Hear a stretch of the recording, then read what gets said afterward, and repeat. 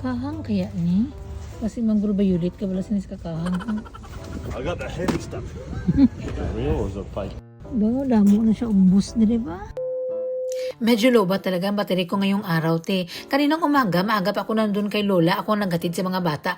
Tapos nagpaligo ako kay Lola. So, isang trip ko lang sila ba. So, sabi ko kay Uncle, samahan mo kami, Col, dun sa libing ng kaibigan ni Lola. Dapat nga, ako lang sana ang kasama ni Lola. Kasi para makapagpahinga si Uncle ba. Pero kaya sabi ko, yung bigatlan ko nga migraine, nagasilip siya talaga. Tiga bida-bida na naman siya. So, sabi ko, Col, tulungan mo ako, Col. Kaya baka maratol ako. Kasi ang nanay ni Tote, pag nag-drive ako, tapos siya ang pasahero ko, turuan kanya ng turuan.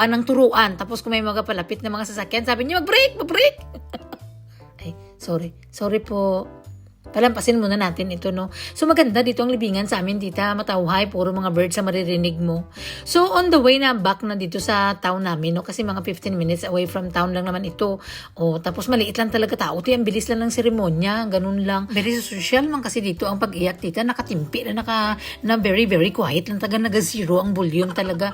Ganun lang. Unlike sa atin talaga na 200%. Uy, bigay todo talaga tayo mag-iyak ba? Pagkatapos namin hatid si Lola sa bahay niya, lang diretso kami ni Uncle dito sa may tindahan, te. Kaya gusto nga namin magbili ng mga nag-igpat-ingpat ng mga ilaw-ilaw sa gabi ba. Kasi alam nyo, December na wala pa kaming ilaw sa labas. O para naman atis kahit pa paano, buhay-buhay naman ang Pasko dito sa linya namin. Kasi parang wala akong nakita dito nga nagasidlak-sidlak na mga ilaw-ilaw. Charot. Ay, sobrang ganda man ng mga katumbal na ito. Tinagtataka lang ako kung maanghang ba ito or talagang pang display lang ito, te. Kasi super cute niya talaga. Tsaka na medyo nagmura na ng konti ba. Kasi nga palampas na ng ng spring, summer na ngayon ba. Tapos yung mga kamuti na talbos ito, tinagralapsi na sila.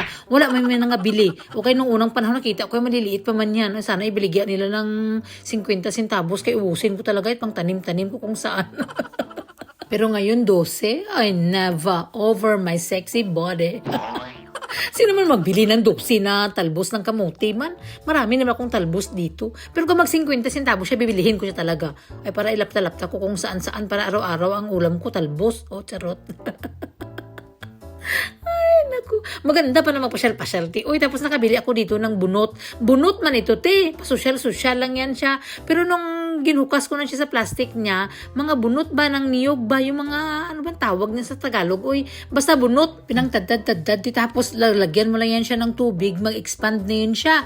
Maging 90 liters na siya agad. O, magamit ko na sa mga potting mix ko. Maganda ko na yun sa mga orchids. Kaya pala sabi ko nung kabataan namin, yung mga bunot, ginaputos namin yan sa ugat ng orchids. Tapos magdami na. O pagdating namin ng bahay, nagawa muna kami ng bata. Nagluto na kami ng ulam. Kaya wala mga bata dito. Kami lang dalawa ni Uncle. So nag-lunch muna kami. Since si kumari ko ba, di ba sip-sip ako doon na amiga niya, nagpunta man siya ng city. So pagpasalubong, pag-uwi niya, pinasalubungan niya ako ng ampalayati. So naging tira ko na agad eh. Hindi pwede na pa bukas-bukasan pa yan. Kaya nagatakam-takam na ako pagsabi ni kumaring na daan niya daw sa bahay kaninang umaga na wala ako. Ay may pandesal pa talaga. Sabi ko sa inyo. Bakit na ako tawa ng tawa? Hindi natuloy ang aking bigatla na migraine. Tinatakot siguro kay Uncle kasi kasama ko si Uncle. So nagbaon din ako ng paracetamol. Tingin-tira ko na siya agad. Bakit mo paantayin na magsakit ang ulo mo? Para sisilutan ka na magsakit ang ulo mo? Tumarin mo na agad. Wala pa nag-epekto yung kanyang sakit. Tumarin mo na para matakot na yung sakit ng ulo mo. O pagkatapos namin ng kain, dumating ng mga bata, si Uncle ang nagsundo.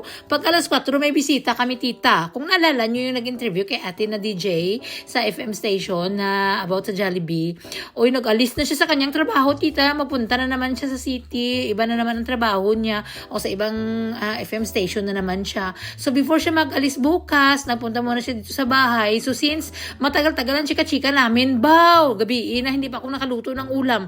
Ay, nagbili lang muna kami. Kaya sabi ko, kung bawasan mo muna yung ating alkansiya natin. Kaya magkain na tayo. Hindi na tayo magluto-luto. Kaya napagod na ako. Alas 8 na ng gabi, pero ang adlaw hindi pa natutulog. Sanag pa siya talaga. Bigat lang na yan ay.